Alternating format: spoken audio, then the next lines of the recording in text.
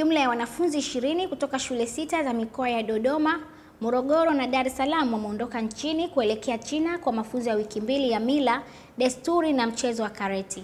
Mwakilishi wa taasisi ya Kung Fu ya China, Amba Zek, amesema wanafunzi hao wamepata nafasi hiyo baada ya kufaulu mtihani wa lugha ya Kichina uliofanyika mwezi Februari katika shule za Benjamin Mkapa, Zanaki, Kilakala, Morogoro Sekondari, Dodoma Sekondari na Kiwanja cha Ndege Sekondari ya mkoa wa Dodoma. Amesema kuwa mbali na mafunzo, wanafunzi hao watatembelea maeneo mbalimbali ya kihistoria katika mji wa Beijing na mengineyo.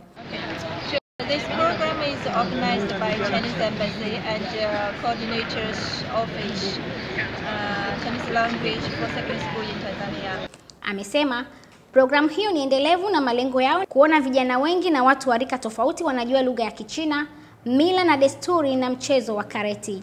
Mmoja wa wabunifu wao, Alex Simon wa shule ya Benjamin Mkapa, amesema kuwa hiyo ni fursa kwao kwenda kujifunza mambo mbalimbali nchini China na ndoto yake imetimia.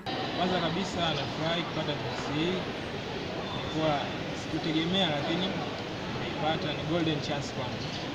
Nakumbuka tulikuwa tunasoma Kichina na watu walikuwa wanakimbia, tulikuwa tunachekwa, jinsi tunaongea, lakini baada ya kufanya mtihani nimeweza kufaulu na nimeweza kupata chance hii ya kwenda China.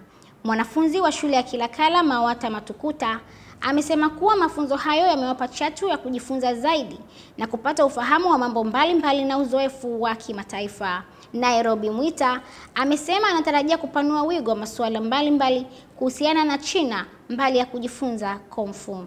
Lakini pia tunaenda kujifunza mambo mengi sana na mimi kwa upande wangu naona kama ni